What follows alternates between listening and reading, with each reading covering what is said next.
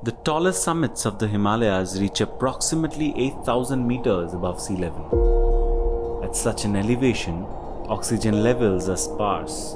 Air pressure drops to less than half of that at sea level. Wind speeds reach extraordinary levels, and temperatures plummet to extreme lows.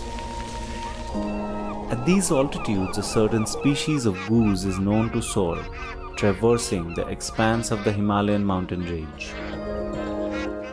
The bar-headed geese are one of the highest flying birds in the world. They are known to cross the Mount Everest to reach their wintering grounds in the Indian subcontinent.